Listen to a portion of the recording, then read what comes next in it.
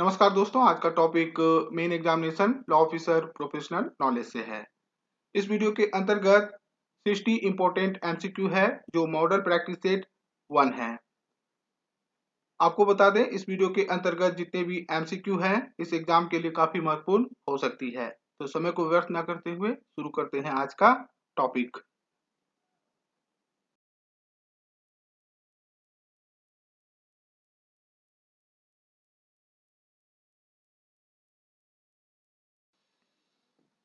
प्रश्न 1 है, कंपनी अधिनियम 2013 के नियम 5 के तहत पंजीकृत मूल्यांकनकर्ता के रूप में पंजीकरण के लिए पात्र व्यक्ति पंजीकरण प्राधिकरण के पक्ष में कितने हजार रुपए के गैर वापसी योग्य आवेदन शुल्क के साथ अनुसूची 2 के फॉर्म ए में पंजीकरण प्राधिकरण को आवेदन कर सकता है? तो इसका आंसर हो जाएगा ए, 5,000 रुपए।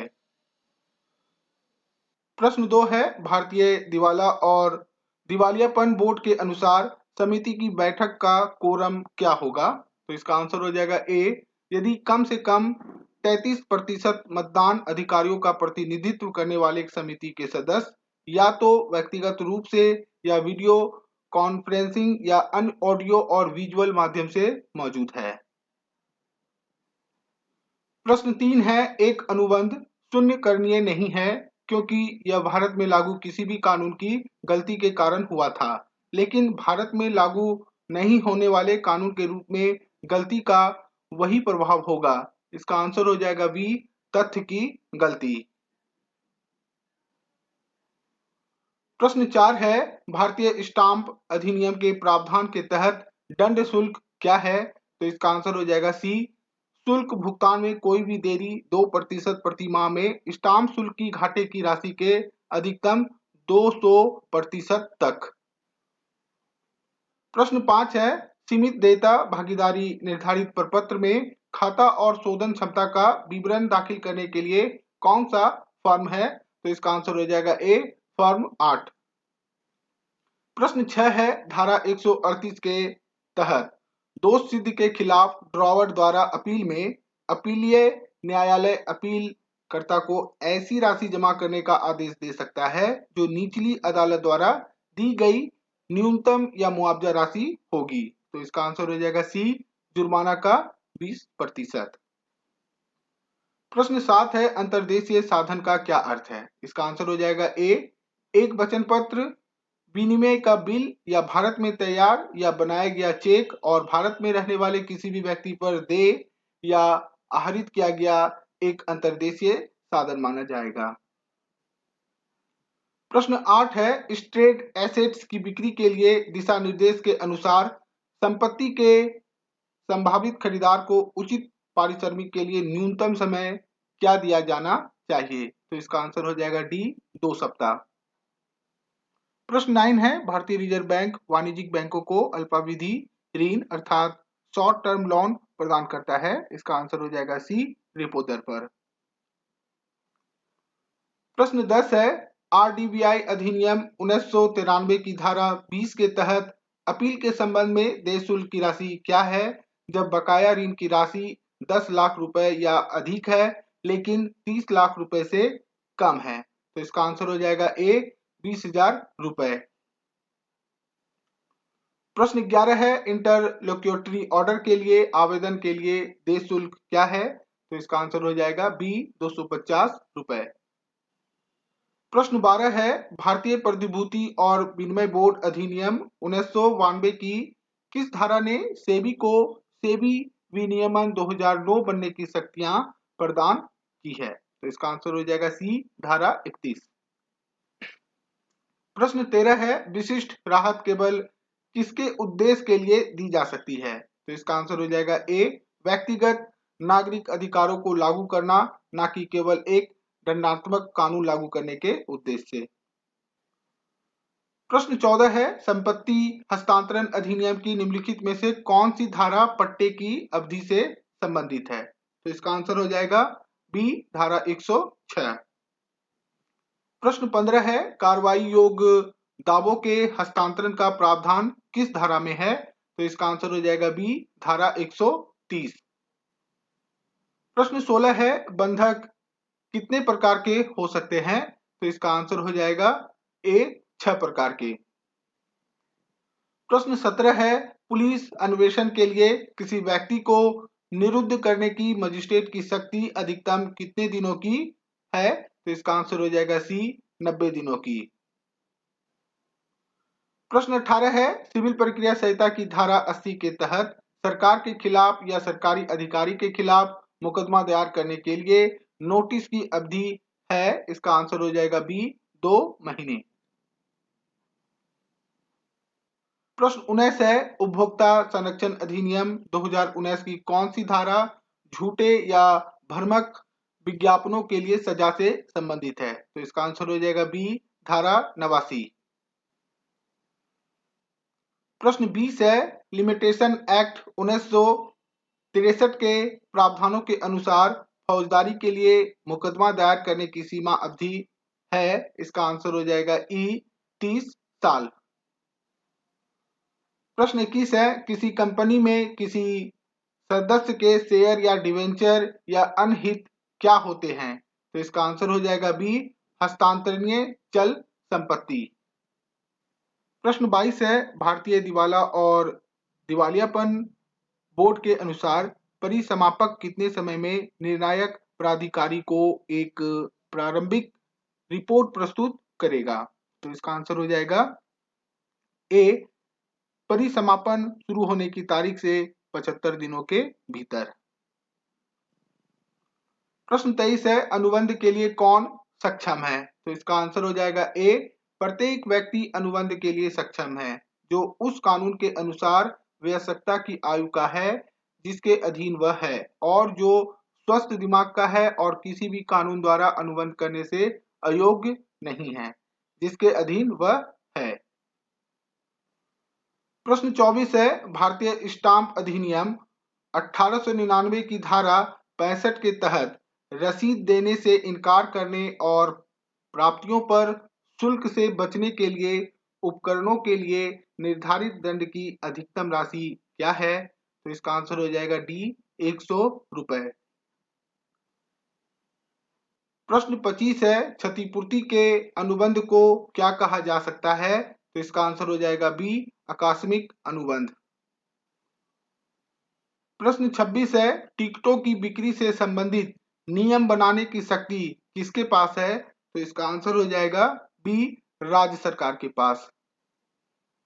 प्रश्न 27 है, वह समय सीमा क्या है जिसके भीतर सीमित देयता भागीदारी रजिस्ट्रार के पास वार्षिक रिटर्न दाखिल करेगी? तो इसका आंसर हो जाएगा सी अपने वित्तीय वर्ष के बंद होने के 60 दिनों के भीतर।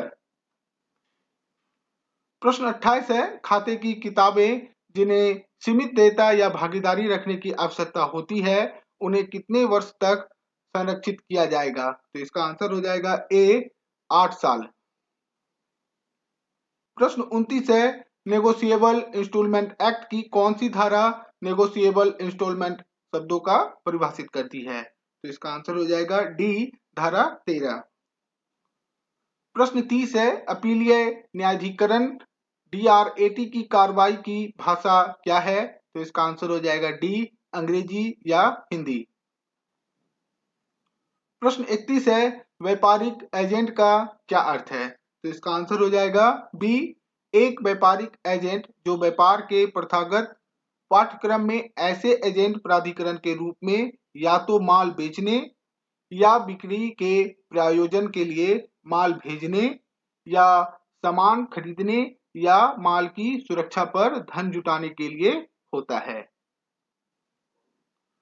प्रश्न 32 है, विशिष्ट अचल संपत्ति की वसूली कैसे लागू की जा सकती है? तो इसका आंसर हो जाएगा डी विशिष्ट अचल संपत्ति के कब्जे का हकदार व्यक्ति इसे सिविल प्रक्रिया संहिता 1908 द्वारा प्रदत्त किए गए तरीके से पुनः प्राप्त कर सकता है। प्रश्न 33 है, कंपनी अधिनियम 2013 की निम्नलिखित में से कौन सी धारा शेयर की परिभाषा को परिभाषित करती है? तो इसका आंसर हो जाएगा बी धारा 284। प्रश्न 34 है, भारत के सर्वोच्च न्यायालय में किस अनुच्छेद के तहत जनहित याचिका दायर की जाती है? तो इसका आंसर हो जाएगा ए भारत के संविधान का अनुच्छेद 32 के अनुसार। प्रश्न 35 है, दंड प्रक्रिया संहिता के किस प्रावधान के अंतर्गत पुलिस थाने का भार साधक अधिकारी अपराध की प्रथम सूचना रिपोर्ट प्राप्त होने पर संबंधित मजिस्ट्रेट को उसके प्रतिलिपि भेजेगा? तो इसका आंसर हो जाएगा डी, धारा 157 दंड प्रक्रिया संहिता के अंतर्गत। प्रश्न 36 है, कोई व्यक्ति किसी ट्रिब्यूनल के पीठासीन अधिकारी के रूप में नियुक्ति के लिए तब तक योग्य नहीं होगा जब तक कि वह है या रहा है या होने के लिए योग्य नहीं है। तो इसका आंसर हो जाएगा सी, जिला न्यायाधीश। प्रश्न 37 है, ट्रिब्यूनल और अपीलीय ट्रिब्यूनल के समक्ष कार्रवाई के संचालन के लिए आरडीबी अधिनियम 1993 के प्रावधानों के अनुसार एक समान प्रक्रिया निर्धारित करने के लिए नियम कौन बनाएगा? तो इसका आंसर हो जाएगा ए, केंद्र सरकार। प्रश्न 38 है, भारतीय स्टाम्प अधिनियम 1899 की धारा 62 के तहत विधिवत मुहर न लगाने वाले लिखित को निष्पादित करने के लिए निर्धारित दंड की अधिकतम राशि क्या है? तो इसका आंसर हो जाएगा बी, 500 रुपए। प्रश्न 39 है, कॉर्पोरेट ऋण या साधनों के दिवाला और परिसमापन से संबंधित मामलों के लिए न्याय निर्णायक प्राधिकरण है। इसका आंसर हो जाएगा D, national company law tribunal. प्रश्न 40 है, कंपनी अधिनियम 2013 के अनुसार धोखाधड़ी से व्यक्तियों को धन निवेश करने के लिए प्रेरित करने के लिए कौन सी धारा दंड से संबंधित है? तो इसका आंसर हो जाएगा सी, धारा 36। प्रश्न 41 है, नियमों में यह प्रावधान किया गया है कि डिबेंचर न्यायियों से संबंधित प्रावधान निम्नलिखित पर लागू नहीं होंगे। तो इसका आंसर हो जाएगा ए, डिबेंचर की सार्वजनिक पेशकश। प्रश्न 42 है, निम्नलिखित में से कौन सा खंड स्वास्थ्यता के नियम से संबंधित है? तो इसका आंसर हो जाएगा ए, धारा 14। प्रश्न 43 है, द्वितीय श्रेणी के मजिस्ट्रेट के न्यायालय द्वारा निम्न में से कौन सा दंडादेश पारित किया जा सकता है? तो इसका आंसर हो जाएगा बी, 1 वर्ष से अनधिक अवधि के लिए कारावास। प्रश्न 44 है, जब न्यायालय को सिविल प्रक्रिया संहिता के आदेश 8 नियम 9 के तहत किसी भी पक्ष से लिखित बयान या अतिरिक्त लिखित बयान की आवश्यकता होती है तो उसे किस तारीख के भीतर प्रस्तुत किया जा सकता है? तो इसका आंसर हो जाएगा ए, आदेश की तारीख से 30 दिन के भीतर। प्रश्न 45 है, कंपनी अधिनियम 2013 के अनुसार प्राधिकरण को या आवेदक को कितने दिनों के भीतर अतिरिक्त दस्तावेज या स्पष्टीकरण प्रस्तुत करने की आवश्यकता हो सकती है? तो इसका आंसर हो जाएगा डी, 21 दिन। प्रश्न 46 है, तलाशी और जब्ती करते समय कानून के किन प्रावधानों का पालन किया जाएगा? तो इसका आंसर हो जाएगा डी, आपराधिक प्रक्रिया संहिता 1973। प्रश्न 47 है, जहां जमानत की सहमति के बिना मूल देनदार और लेनदार के बीच अनुबंध की शर्तें बदली जाती है वहां पर क्या होना चाहिए? तो इसका आंसर हो जाएगा ए, यह भिन्नता के बाद लेनदार के बारे में जमानत का निर्वहन करेगा। प्रश्न 48 है, विभिन्न प्रकार के दस्तावेजों के लिए देय स्टाम्प शुल्क की दरें किस अनुसूची के अनुसार होता है? तो इसका आंसर हो जाएगा ए, अनुसूची 1 के अनुसार होता है। प्रश्न 49 है, नेगोशिएबल इंस्ट्रूमेंट एक्ट में प्रोमिसरी नोट की परिभाषा को किस धारा के अंतर्गत परिभाषित किया गया है? तो इसका आंसर हो जाएगा डी, धारा 4 के अंतर्गत। प्रश्न 50 है, भारतीय स्टाम्प अधिनियम 1899 की धारा 57 के अनुसार जब मुख्य नियंत्रक राजस्व प्राधिकरण मामले के बयान को उच्च न्यायालय को संदर्भित करता है तो ऐसे प्रत्येक मामले का निर्णय उस उच्च न्यायालय के कम से कम कितने न्यायाधीश द्वारा किया जाएगा जिसे इसे संदर्भित किया जाता है और मतभेद के मामले में बहुमत की राय मान्य होगी? तो इसका आंसर हो जाएगा ए, 3 न्यायाधीश। प्रश्न 51 है, क्रॉस चेक के लिए भुगतान करने वाले बैंकों को सुरक्षा पराक्रम लिखित अधिनियम की किस धारा के तहत कवर किया गया है? तो इसका आंसर हो जाएगा सी, धारा 128 के तहत। प्रश्न 52 है, आरडीबी अधिनियम 1993 के तहत ट्रिब्यूनल द्वारा किए गए आदेश से व्यथित कोई भी व्यक्ति कब उस तारीख से अवधि के भीतर अपीलीय ट्रिब्यूनल में अपील कर सकता है जिस पर आदेश की एक प्रति बनाई गई है या माना जाता है? तो इसका आंसर हो जाएगा ए, 30 दिन। प्रश्न 53 है, जहां पंजीकरण के अभाव में गिरवी अवैध है लेकिन गिरवीदार गिरवी रखी गई संपत्ति पर कब्जा जारी रखता है, एक वैध बंधक किसकी समाप्ति के बाद अस्तित्व में आता है? तो इसका आंसर हो जाएगा ए, 12 साल के बाद। प्रश्न 94 है, संपत्ति हस्तांतरण अधिनियम की किस धारा में उपहार के प्रावधानों को निलंबित या निरस्त किया जा सकता है? तो इसका आंसर हो जाएगा बी, धारा 126। प्रश्न 55 है, दंड प्रक्रिया संहिता की किस धारा के अंतर्गत फरार व्यक्ति की संपत्ति की कुर्की का आदेश उद्घोषणा जारी किए जाने के पश्चात किसी भी समय दिया जा सकता है? तो इसका आंसर हो जाएगा ए, धारा 83 के अंतर्गत। प्रश्न 56 है, संपत्ति हस्तांतरण अधिनियम 1882 के तहत पट्टेदार के अधिकारों और देनदारियों के संबंध में निम्नलिखित में से कौन सा कथन सही है? तो इसका आंसर हो जाएगा ए, पट्टेदार को अनुमति के बिना किसी उद्देश्य को छोड़कर संपत्ति पर कोई अस्थायी संरचना नहीं बनानी चाहिए।